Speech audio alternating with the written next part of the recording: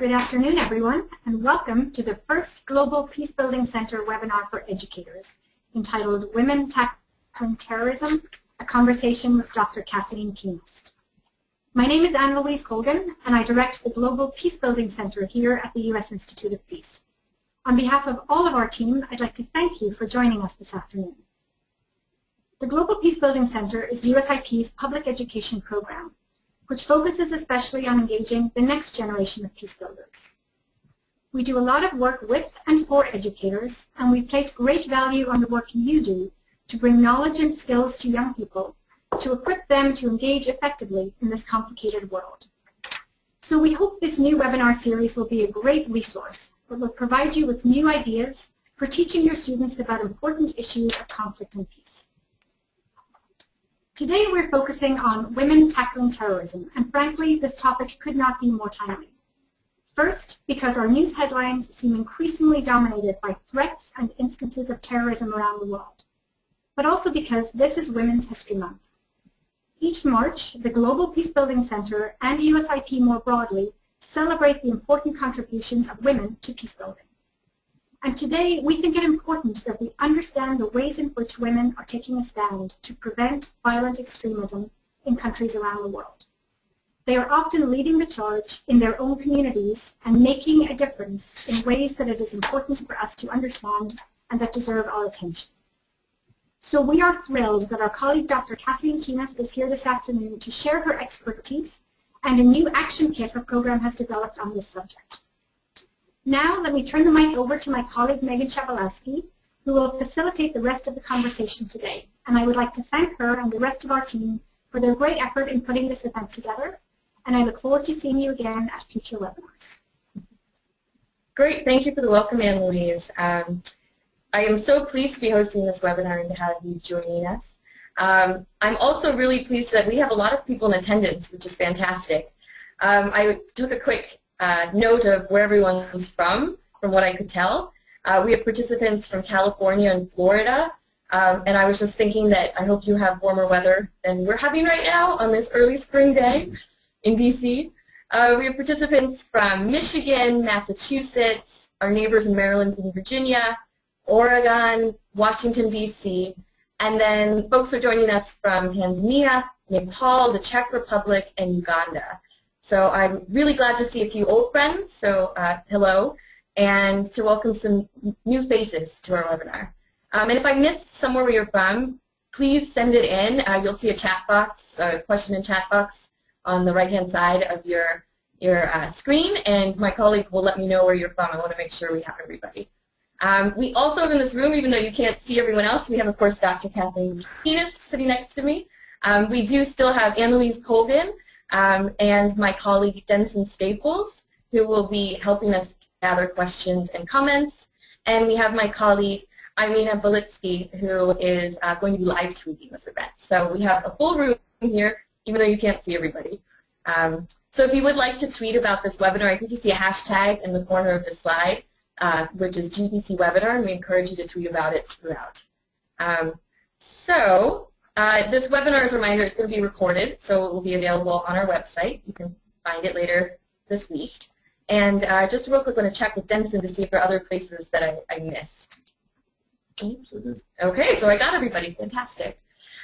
So I wanted to review with you really quickly the agenda, so we all are on the same page. So we've heard from Anne-Louise. I will really quickly go over some logistics, since this is our first webinar, so we're all on the same page. And then we will hear from Kathleen. And then following our conversation with Kathleen, there will be an opportunity for questions from our participants and an opportunity to make some classroom connections. You'll see a link on this slide which leads you to the PDF of the action kit that Kathleen will be talking about. So I think Denson will also send it to you in the chat box. So if you'd like to download it, you can have it there with you right now. So please, I want to encourage you to participate, send us questions and comments so we can make this as useful as possible for you. So to review logistics really quickly, letting everybody know all participants are muted. You are all automatically muted, so grab a cup of coffee, eat a snack, it's fine, we won't hear you. If you'd like to send questions and comments, you can do so through the question chat box, as we talked about, and you can see it there with an arrow pointing to it. And Denson, my colleague, will gather them and ask Kathleen them during the Q&A. So just as a reminder here, if your dashboard disappears, it sometimes does that if you're doing something else, so you can make it reopen by clicking on that red arrow. And if the Global Peacebuilding Center staff sends you a message, a little message icon will appear. So you just click on that and you see a message. And last but not least, if you're having technical difficulties, send us a note, and Denson will try to help you as much as possible. So since you're going to be hearing a lot from Denson, I wanted to give him a chance to say hello. So you want to jump in? Hi everyone, we're so excited to have you here today. I'll be working on the technical side of things and looking forward to your comments and questions. Thanks so much. Great. Okay, well wonderful. Let's get started. Without further ado, I'd like to really welcome Dr. Kathleen Kuehnast. Thank you for being here. I wanted to tell them a little bit about you so they know who you are. So Kathleen is the director of our Center for Gender and Peacebuilding here at USIP. And the center focused on gendered impacts of conflict and post-conflict transition on both men and women. So this is probably something that will come up as well when you speak. She is the co-editor of the book, which I have here, Women in War, Power and Protection in the 21st Century, which is a very powerful book. And it really confronts stereotypes about women as victims of war and instead focuses on the critical role that they should play in peacebuilding. So you can find this on USIP's website if you're interested or online. But in addition to Kathleen's expertise in gender and conflict, she's also worked for 15 years in the international development field and has regional expertise in Central Asia, and where you've written extensively on the impact of post-Soviet transition on Muslim women. So a variety of experiences, and we're so glad you can be here. And I just want to echo Anne-Louise in saying that we really think this conversation about women preventing violent extremism is incredibly timely and couldn't be more important.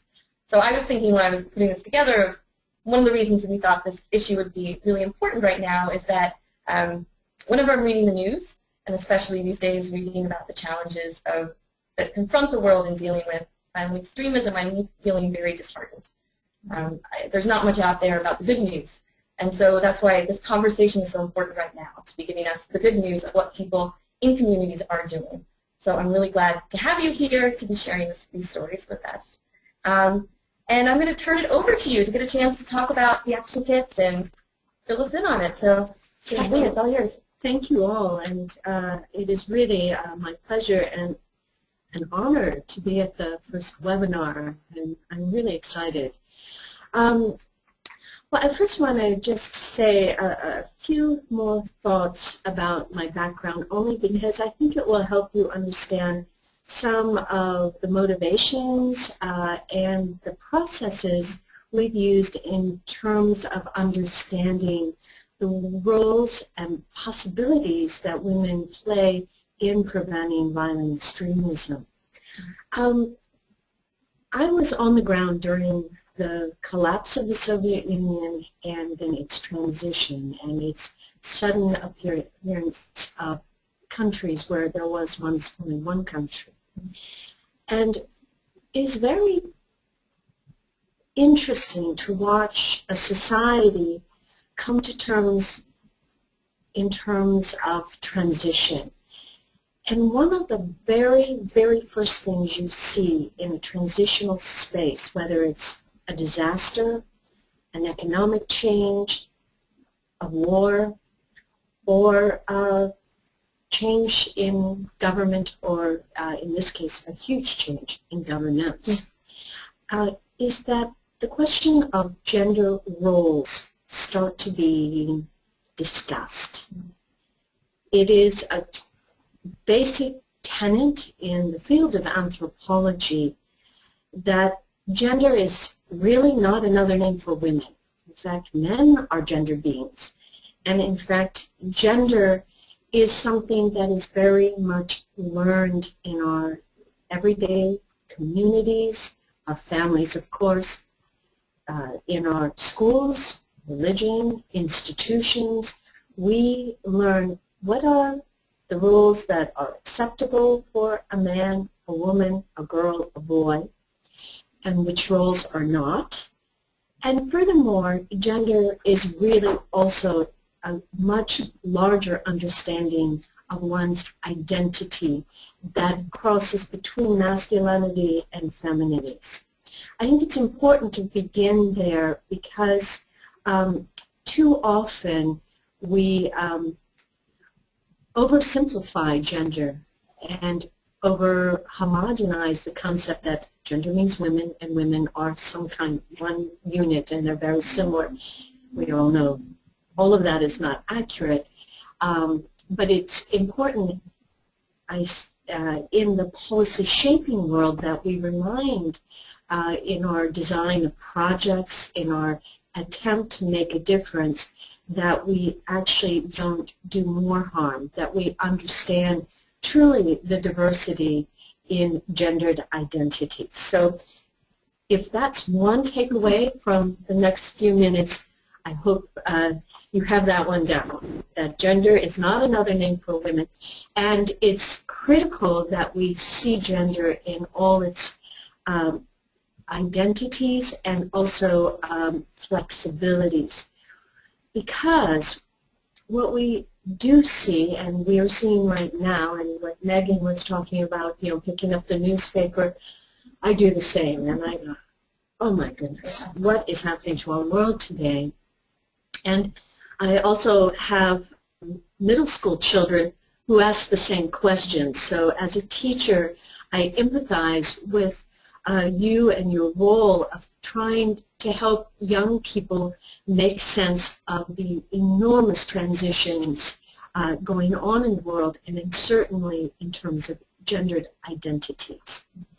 I would add here that as societies undergo some kind of rapid transition, as we're seeing in those societies that are very much affected by a violent extremist movement, what we see is that gender roles are among the first things that become situated as to what you can and cannot do.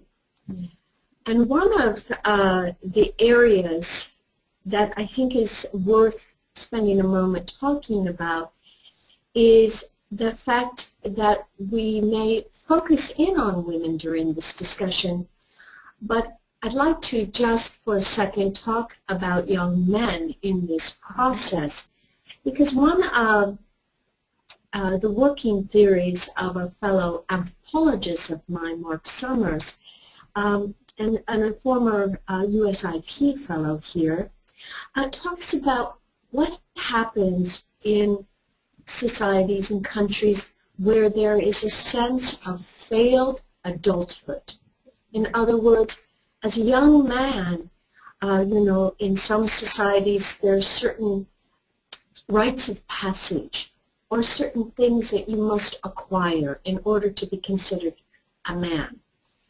And that sense that maybe you can't do it in the society you're working in is one of those ideas currently being contemplated about why the surge of violent extremism in these countries undergoing rapid and, if you will, radical change. I'm thinking here of Iraq, Afghanistan, Pakistan, and of course Syria. But we see it in our own countries as well, and I understand we have people from perhaps Nigeria, and it's a country we're working in as well. So in saying that here, I wanted to introduce the concept that when we're talking about preventing violent extremism, we're talking about a very gendered process. In other words, it's not a silo, it's not something over here, a little box, okay, and now we're going to work with women on this. It is, we know that gendered identities are, in fact, being instrumentalized in many of these violent extremist groups. It is very clear what you can wear, what you can eat, what you can do, what you can't do, by the fact, are you a man or a woman? And it is becoming more and more obvious that there is this kind of sex segregation going on, in which there are roles and expectations for both men and women. So what does this all mean? Now I'm going to answer a little bit more about why all of this matters in the security field. And it's impossible to talk about violent extremism without talking about security. And one of the other takeaways that I hope you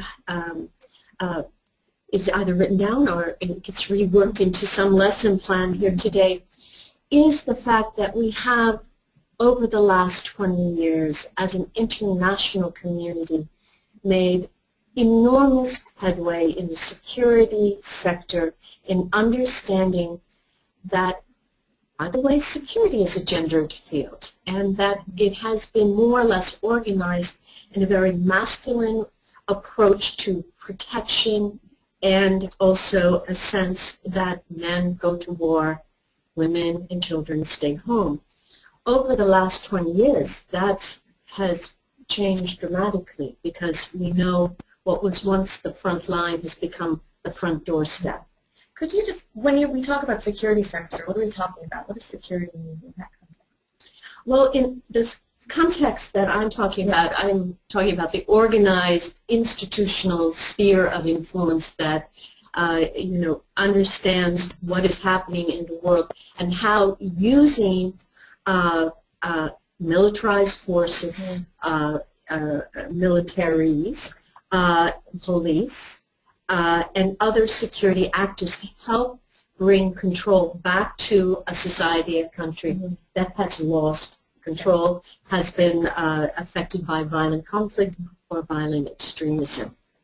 Why I brought security into the picture is in order to understand this shift going on about the role of women and their empowerment in the security field. We have to understand that 15 years ago, the United Nations Security Council, that means a very elite group of countries focused on the security of the world. We're not talking the General Assembly, which includes all countries of the world, but this is a select and powerful group of security countries focused on how to maintain a peaceful world.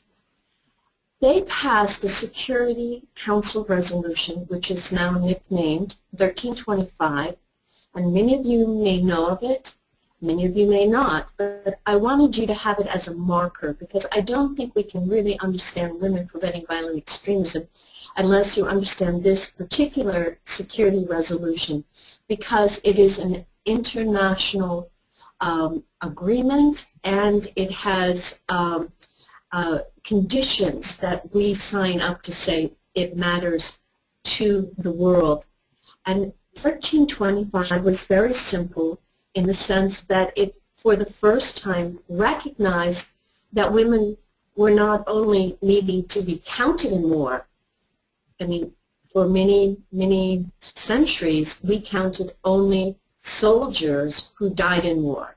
We did not count the women who maybe were nurses, who were maybe on the front lines in some other capacity besides carrying a gun, but we did not count them in the casualties.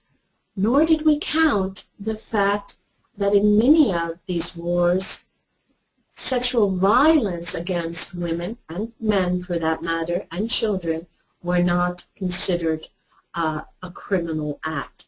And so when we think about 1325, it's critical because it was a game changer in how we began to understand the security sector and to say women are not only victims of war, we need to count them and acknowledge this, but they are also powerful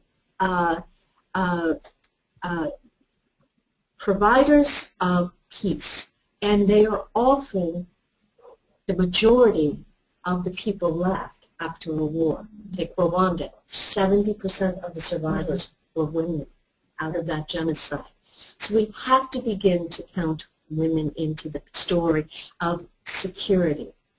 So 1325 really is an important marker.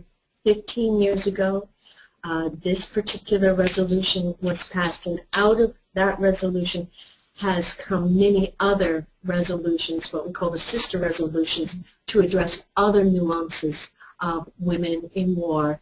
And now we are beginning to talk about women in violent extremism. They are not the same.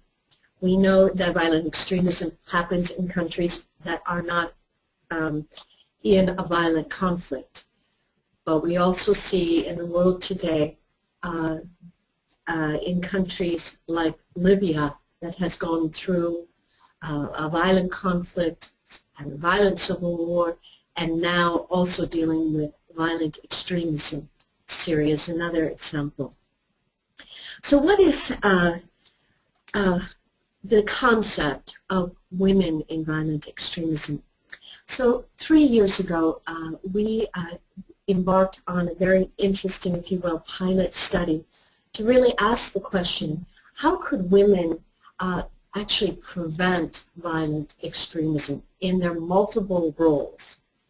Mothers, teachers, professionals, in the market, maybe as a religious leader, but they play many roles of influence. And what are they already doing, and what could they do better if they had basic understanding of what is radicalization? What does it look like?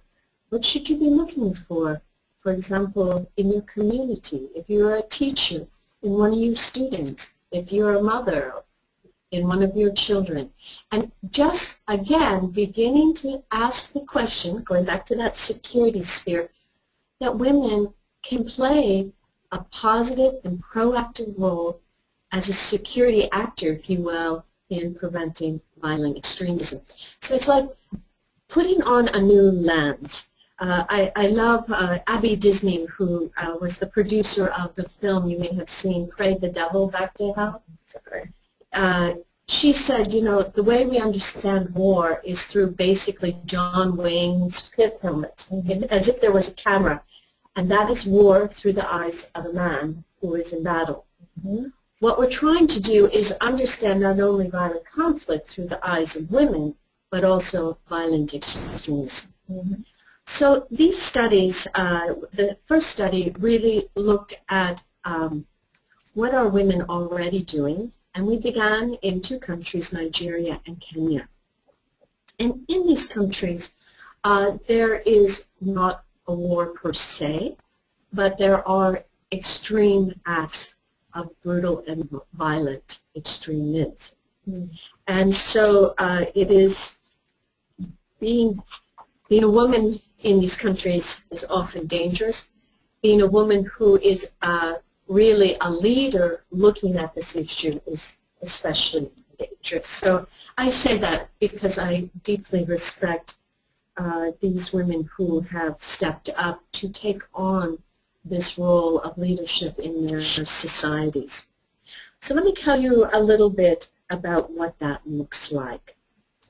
For example, and I'm going to begin with Marianne, who lives in Garissa in the northern part of Kenya. She's been working to engage teachers, because teachers are with kids, as you know, 8 hours a day.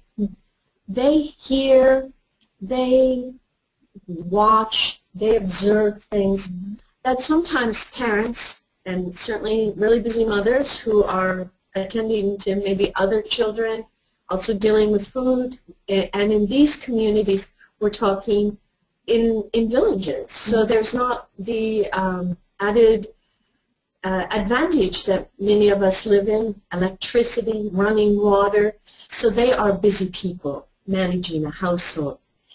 And so Marianne began to work with teachers about how to look for signs in both boys and girls of radicalization.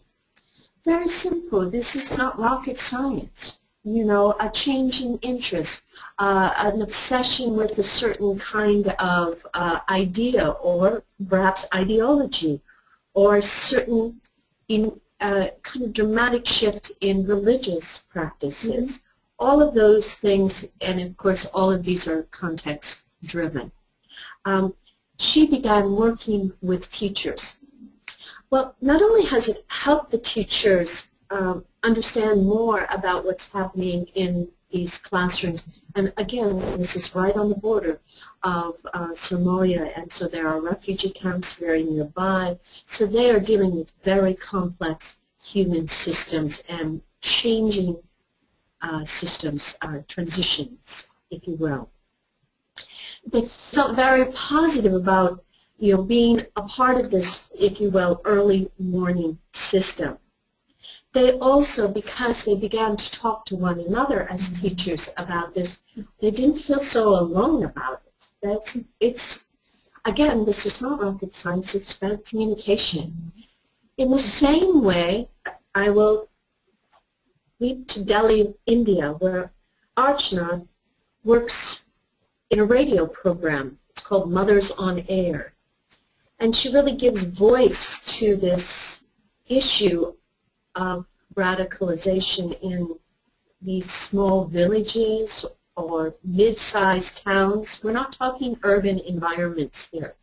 We're talking about giving voice to often people, and especially women, who've not even had a voice in their own family. And so she has developed these listening clubs where mothers are able first to talk among themselves about their concerns of violent extremism, and then eventually through the radio talk about it. Now, so what you have to imagine is a situation in which this woman, in one case they talked about this one woman who really did not want to go on the radio. She said, nobody will listen to me. Nobody listens to me at home. Why, not even my own children. Why would anybody listen to me on the radio? But eventually, she did go on the radio, and she had a lot to say. How did she get there? How did she move to feeling comfortable? Well, that is what this this one program called the Mother School. It's out of a program called Women Without Borders, and it is been launched by Dr. Edith Schlaffer out of Vienna, Austria, and it's been basically piloted now in 6 different countries. And what's interesting, these countries are very diverse, obviously, but the process has been really similar, and the results are very exciting because it also follows, if you will, the wisdom of 1325, and that is, as women have voice, they are themselves empowered. You cannot empower somebody else.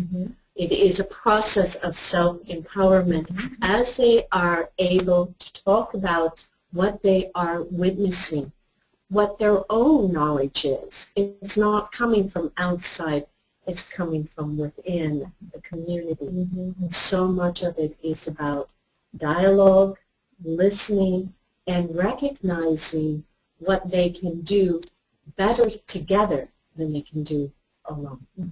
Maybe I should stop there and take a breath. Yeah, take a breath.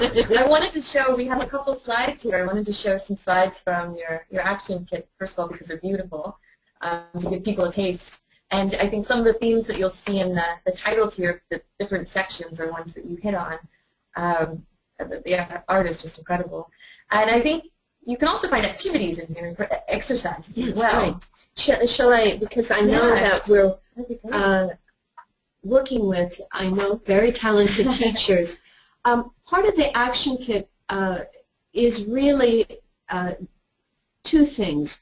We wanted to make something that is really what I would call 101 to the violent extremism. So we asked 9 different experts that we know to write something that was what I said, out of the box, a little around the corner. Tell us what we should know in the future about women preventing violent extremism. So the essays are short, about 500 words each, really meant to be stimulating and informational, but not academic. Just here's what would be helpful to think multidimensional about the many roles women are playing, mainly for good in preventing violent extremism. But we do need to recognize, just as boys and men are being radicalized, so are girls and women, and we should not be blind to that fact. And the motivations, we're still learning a lot about why, for example, the young women in London got on a plane to Istanbul and joined the extremist group known by some as Daesh, by others as ISIL, and by some as the Islamic State. Well, in the exercises, it talks about asking participants what are the areas in their community where women have a lot of influence, and what areas do men have influence over. And what we have found in all the work we've done is that, you may know something about violent extremism and you may not, but everybody has an opinion on gender. Yes. It's a great topic to begin any discussion about, and certainly there are a lot of complaints. Men don't do this, women don't do that, and whatever else. But it begins a conversation, because what everyone recognizes is whatever the gender roles they grew up with have changed. The rules of the game have changed. And some of those rules are being used against women. Some of them are being used against men. And we have to understand that before we can begin to understand the spheres of influence. In addition, it talks a lot about, we have a couple of resources in here. What's the difference between dialogue and debate? We see sometimes in working with groups that in their educational process, they have, if you will, conflated dialogue with debate, or conflated debate with dialogue. Let's see which way, either way will work. But the point is that sometimes we don't listen enough. And that is a problem when you're trying to solve a community problem. And that's why the third section is all about engaging communities. Because in many ways, the foundational blocks for really preventing violent extremism begins in identifying the problem. You know all of these. As teachers, you do this every day in your classrooms, identifying the problem, talking about what are the various solutions and actions to make a difference. And it, again, is a very process-oriented effort. There is no silver bullet. Human dynamics, human change, changing a human society takes time. It takes leadership. It takes hope in that leadership. And we are fully convinced that women are key in our global efforts to stem violent extremism. Thank you. And going back to the dialogue and debate, that's also something we find so important as well in our work with teachers. Students do a lot of debating in school. Yes. We don't do as much dialoguing. Yeah. We've learned the rules of debate. That's right, we do. Not the rules of dialogue. And so that's something that we have a lot of activities on, is how do you become really good at listening and communicating. So please take a look at this, because there's a lot of great exercises. I wanted to follow up on and show a couple pictures here. I have 2 slides of some photos of the women that you were talking about, and when they were here to share their work at the launch of your action kit, but also in the celebration of what they're doing, so they can learn lessons from each other. So I have a group photo, and then I also, here's some photos of these women in action during the 3 days they were here. I was wondering, the 2 women, Marianne and Archana, are they in any of these photos? I'm afraid you can't see the one on the far right. But. Yeah, Archana is the woman I'm speaking with there in the blue. She's from Delhi, and she's the one who has worked with community radio and the listening clubs, and she has really, you know, you can imagine the reach when you have radio. And, you know, the dialects in India are, yes, I think you might know that. Hundreds, I don't know exactly, but hundreds, yes. But she actually works in the various dialects as well. Right. So this is great impact. You know, so much of what we think about today is, you know, social platforms and cell phones, and those are a powerful force, and we know it especially among young people, because certainly social media has played a role in enticing young people into these violent extremist groups. But I think what Archana and then Tasneem, I'm looking to see if you have a picture of Tasneem. She's from Pakistan. She is also doing this kind of parallel universe in terms of radio. But I think what they really helped us look at was that we need to also think low-tech. And radio is low-tech. It doesn't require a television, a phone. People can be working while listening, and it has enormous impact. And these dialogue shows that they run, so that it is this kind of discussion, listening, asking questions, that women do call in, and they are not afraid, because they're hearing things that are, one, familiar to what's going on in their life, but not having to show their face, but only a voice. It gives them some sense of privacy, protection. As I said, this is dangerous work. And it also helps them recognize, and this is critical, that they're not alone. You know, we think a lot about, or hear a lot about, the young people who perhaps become extremists and commit violent acts, but we know less about its impact on the family unit. And there's, for many, great shame, great isolation. And so it's not only the loss of a child into a violent community or a violent extremist community, but it is also being ostracized within the community. So there's great sense of isolation. So what these radio programs do, or I like it, Mothers on Air, they help close that gap. It gives them a sense of listening to what other people are doing to make a difference. And I always say that peace building is really about human imagination. And when we see an idea that another community is doing to make a difference, we go, wow, if they can do it, I could do that. And it's contagious, just as we see that violence is contagious.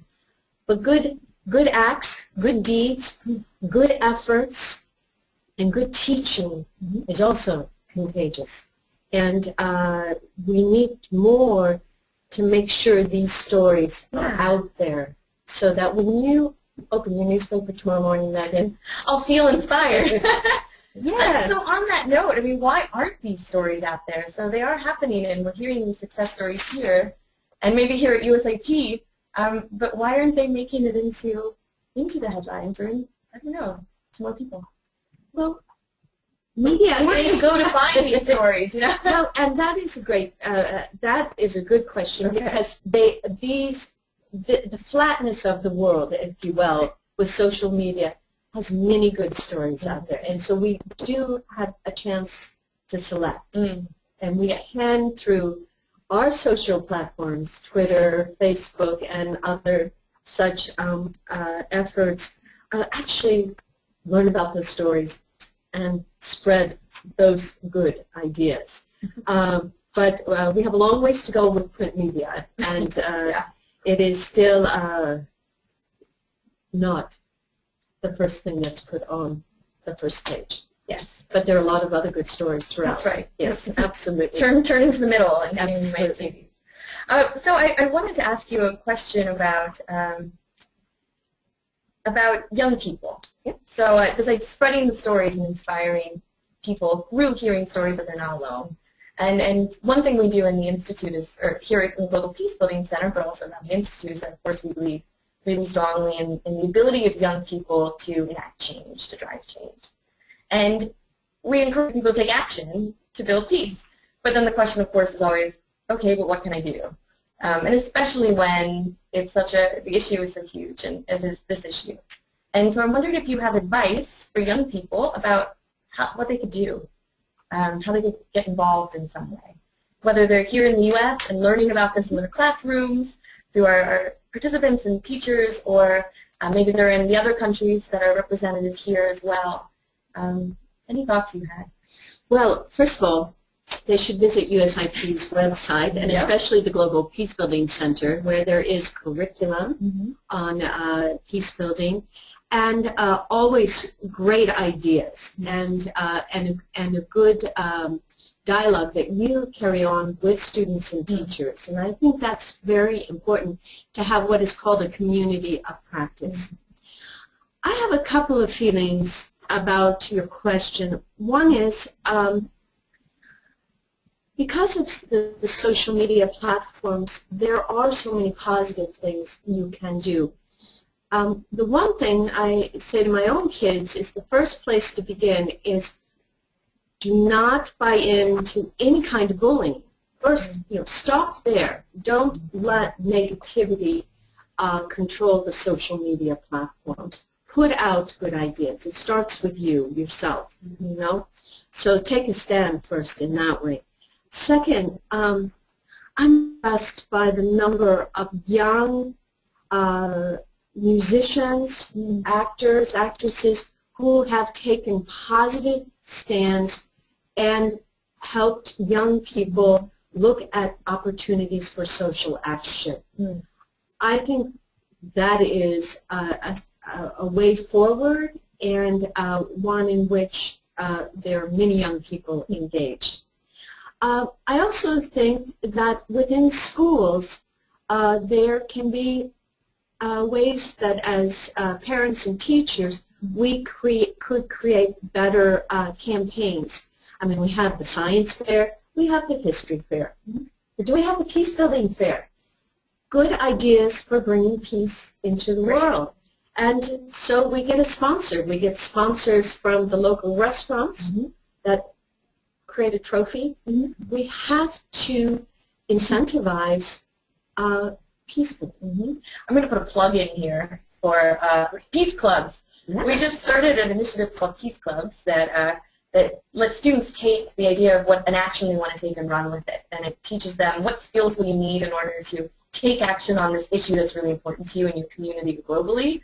And then tell us what you're doing. So take this action and then let us know what happened and how it went so that we can share your story. I love it. So it's an example of peace building fair. So if anybody out there takes a peace building fair idea, let us know. We'd love to hear about it. Or the Peace Club. Or the Peace Club. We'd love to hear about any other idea. So on that note, I want to make sure we get to some of our participants and make sure you have a chance to ask some questions. So I'm going to turn it over to Denson and see if he wants to share some either questions or comments that people have shared with him. Absolutely. We have actually a slew of questions, so I hope we have time for all. All right, we'll do our best. There is one question here by Bridget Schultz and another educator also who has asked for you to talk more about how women are disproportionately affected by extremism. It seems that more and more women are joining extremist causes. Why do you think that is? So it's a two-part question.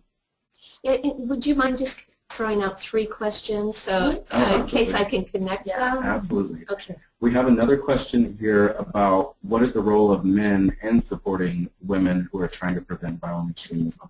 Is there a role for fathers or the young boys and male students that we teach as well?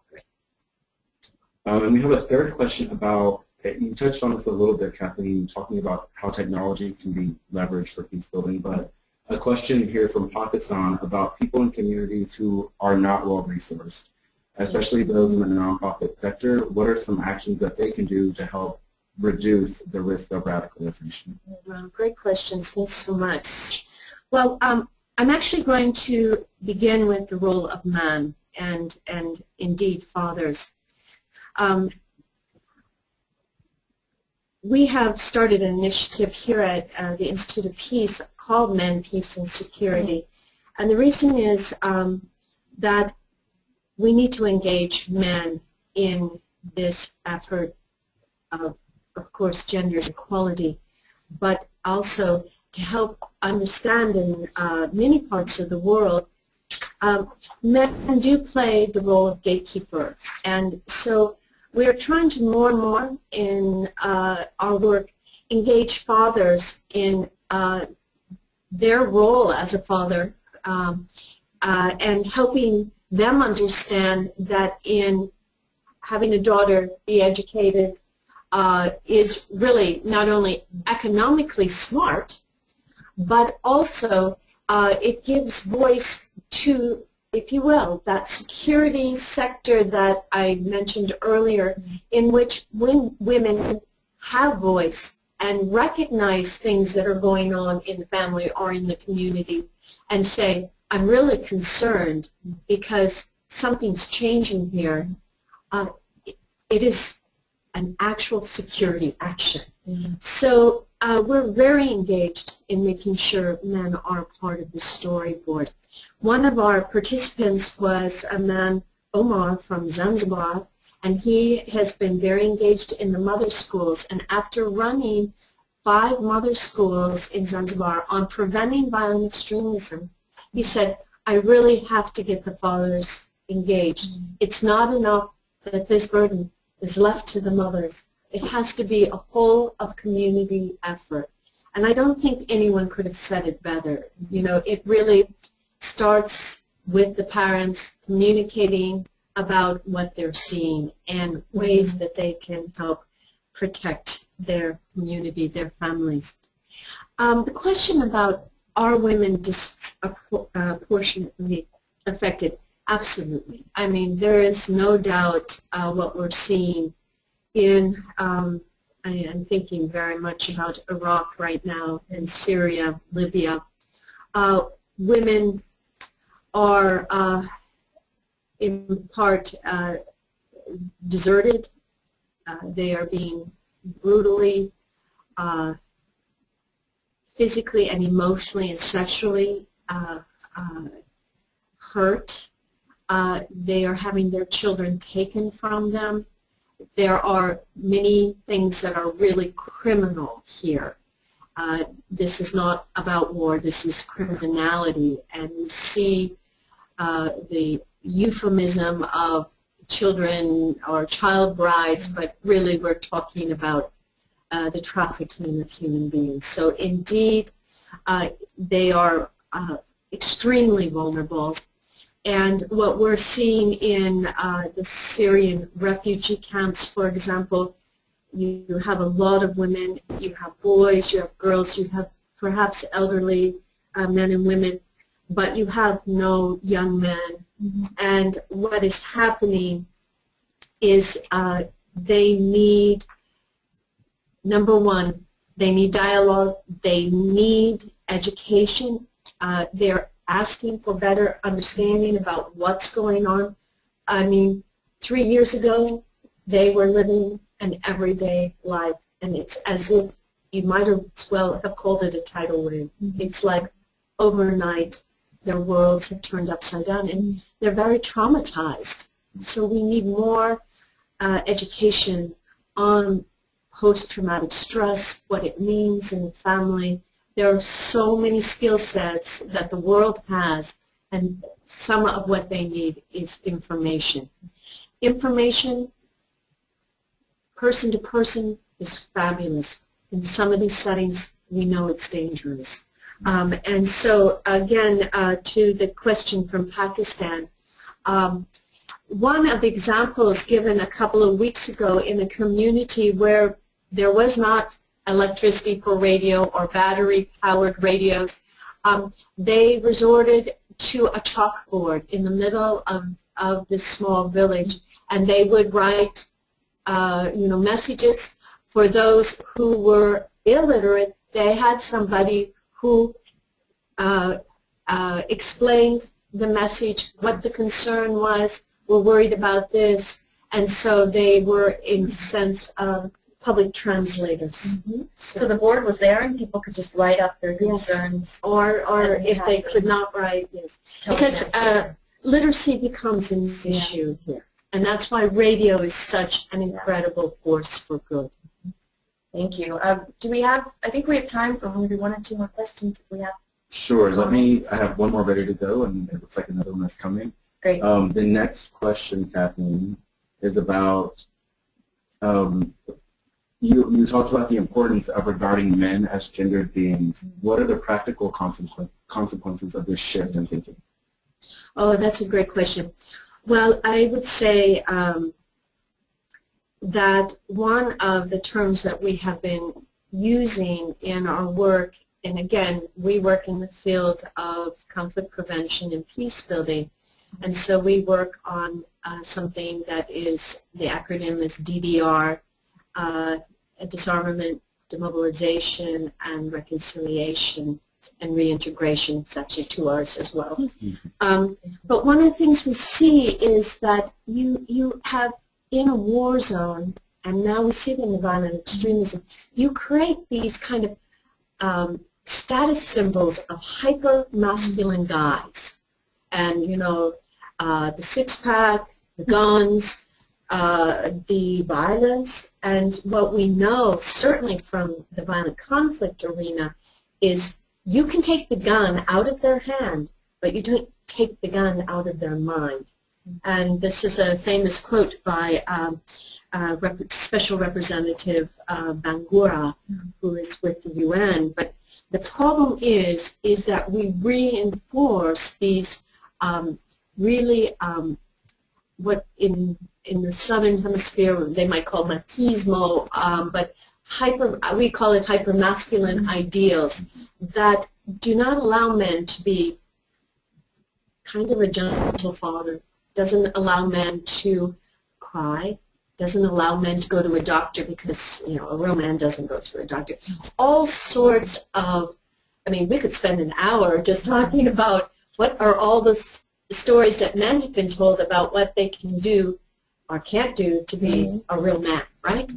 So it has a lot of impacts on women, and that's why we decided to start working on the Men, Peace, and Security agenda, because we can't stop violence against women until we engage men and helping them deal with the violence that they have experienced. We see cyclical violence. Very few, if you look at the world, very few men are violent, but of the violence committed in the world, most is committed violently. So we're trying to tackle violence against women through engaging men in the multiple roles that they really have open to them. Just like women have multiple roles of being also very strong, empowered, and capable of leadership in the security field. Did we have one more question, or was that? Classroom connection. Okay, fantastic. Which leads us right into classroom connections. Because this is a webinar for educators, of course, we'd love to hear from our participants about how they see this issue and what we've been talking about connecting to their work, to your work, in your classrooms or elsewhere. So please, if you have any thoughts, please send them our way, and we'd love to share them with everybody. In the meantime, I wanted to make sure we connected you to some of our resources as well that can start this, to help you start this conversation in your classroom or educational space. So as you see here, the Global Peacebuilding Center has a lot of resources for educators as well as for students on gender peace building. So there's a whole list here. I won't read through it. You can read them. I will add, though, I wanted to point out that in that list is an Ask an Expert.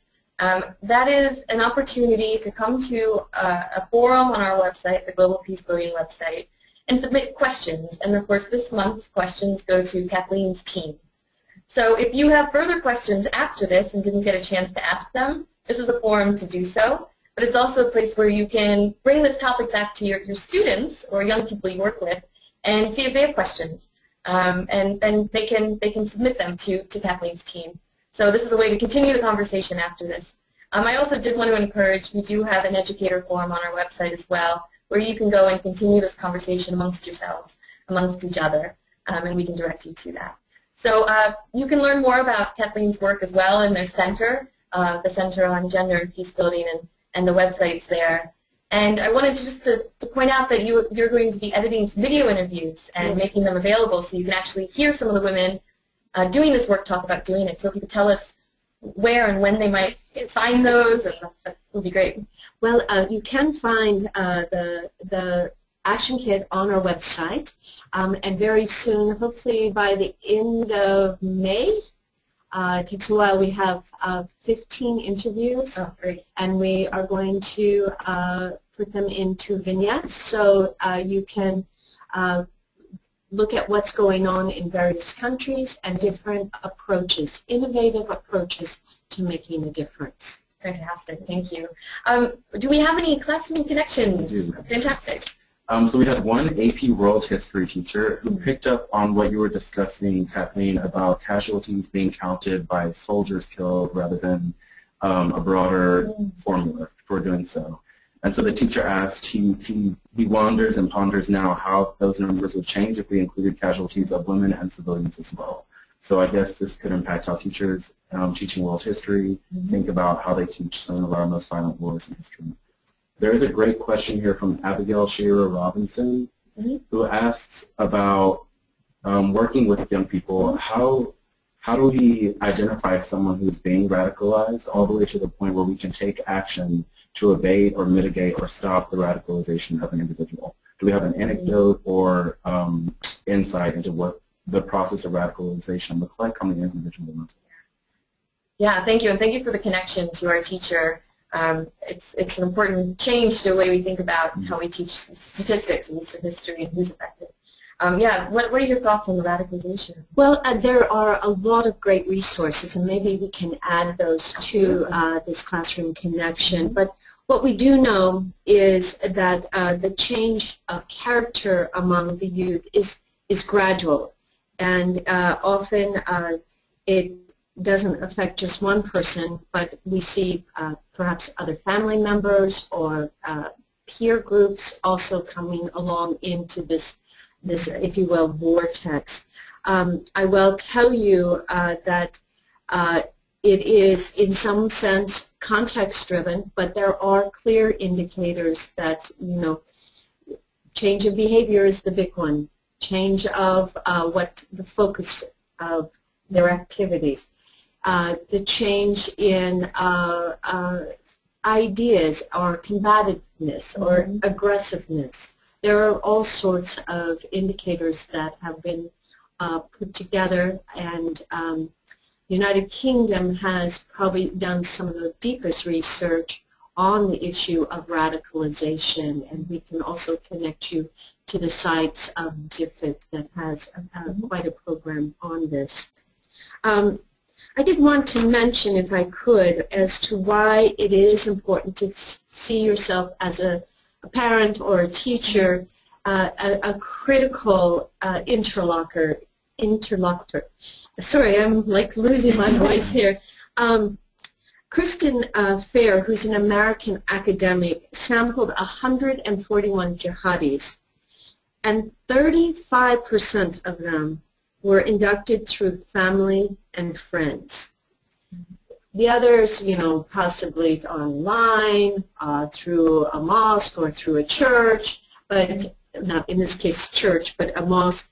The key is, though, family and friends are critical here, and this is where the community can play a very important role. Thank you. That's about all we have time for today. We're exactly at 5:30. I'm going to take 2 extra seconds of your time to just tell you about some next steps.